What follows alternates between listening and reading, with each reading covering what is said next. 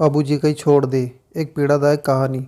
मैं घर से पैदल निकला ही था कि थोड़ी दूर चलने पर मेरे पीछे से एक आवाज़ आती है, बाबूजी कहीं छोड़ दे। मैंने पीछे मुड़ के देखा।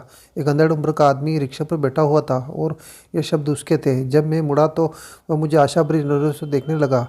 मुझे जाना तो पास में ही था, इसलिए रिक्शे से जाना उचित नहीं लगा, परंतु उस रिक्शा चालक की आशा से भरी नज़रों को मैं ऐसे इग्नोर करना मुझे सही नहीं लगा। इसलिए मैं उस रिक्शा चालक के पास गया और उन्हें 10 रुपये ये कहते हुए देने लगा कि बाबा मुझे पास में ही जाना है, इसलिए पैदल चला जाऊंगा, परंतु आप ये 10 रुपये रख लें, कुछ खा लीजिएगा। बाबा शायद थोड़ा ऊंचा सुनते थे, इसलिए मुझे वही बात फिर से करनी पड़ी। वो समझ गए और उन्होंने अपना हाथ बढ़ाया जो कि कांप रहा था। उन्होंने नोट को आंखों के पास लगा करीब से देखा। इससे पता चला कि उनकी आंखों की रोशनी अब कुछ खास नहीं थी। मुझसे रहा नहीं गया, मैंने पूछ ही लिया, बाबा आपकी तो उम्र हो गई है, फिर आप रिक्शा क्यों चलाते हो? यह सुनकर बाबा ने गहरी सांस ली और कहा, क्या करे बेटा, मजबूरी है। मेरे 2 बेटे हैं, दोनों इसी शहर में रहते हैं। मैं पहले गांव में रहता था, खाने पीने भर के खेत थे, परंतु एक रोज़ दोनों बेटे आए और कहा, बाबा कुछ गांव में कुछ नहीं रखा है, ऐसा करो इन खेतों को बेच दो और हमारे साथ शहर चलो और वहाँ मज़े से ज़िंदगी गुजारो। मैं अपने लड़कों के विचारों से बिल्कुल भी सहमत नहीं था, किंतु बेटों को ज़्यादा दबाव डालने पर मैंने खेत बेच दिए और यहाँ शहर में आ गया। कुछ दिन तो सब कुछ ठीक ठाक चला, परंतु एक रोज़ दोनों बेटों के बीच झगड़ा हुआ और बात यहाँ तक आ पहुँची कि इस महंगाई में बाबूजी को कौन रखेगा। उस दिन से बहुएं अगर खाना देने आती तो साथ में 2-4 बातें सुना के जाती थी। मैं था स्वाभिमानी आदमी। मैंने वह घर छोड़ दिया और अपने गाँव के ही एक लोग के साथ रिक्शा चलाने लगा। तब से यह ज़िंदगी चल रही है, देखो कब तक चले। और यह कहते ही बाबा की आंखों में आंसू आ जाते हैं। मैं भी थोड़ा भावनात्मक हो गया था। मैंने 20 रुपये और निकाल के बाबा को दे दिए। पहले तो उन्होंने लेने से इनकार कर दिया, फिर और दबाव डालने पर उन्होंने वो पैसे रख लिए। मैं उस गली से कम ही गुजरता था।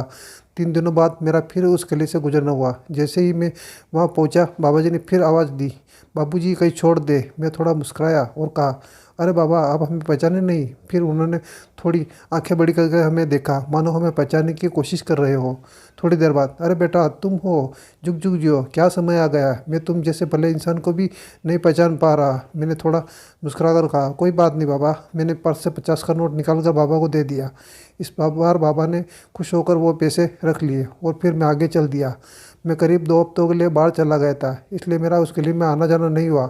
आज जब मैं निकलने वाला था तो मुझे बाबा जी के बारे में याद था, तो सोचा थोड़ा खाना बाबा के लिए रख ले। रास्ते में सोचते हुए आ रहा था कि इस बार बाबा से पूछ के उनको किसी अच्छे से डॉक्टर को दिखा दूंगा, जिससे कि उनकी तकलीफ़ शायद कुछ कम हो जाए।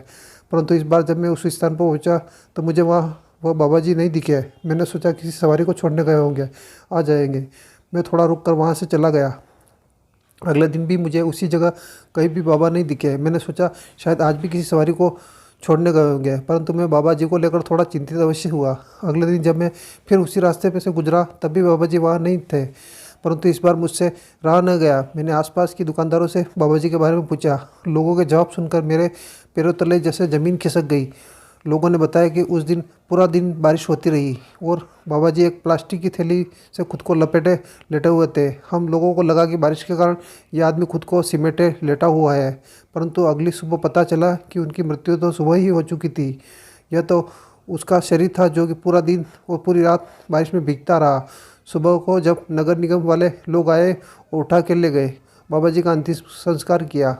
उस समय यह सुन के मुझे अंदर से इतनी आत्मग्लानि महसूस हो रही थी, मानो इन सब का जिम्मेदार उनके बेटे नहीं मैं था।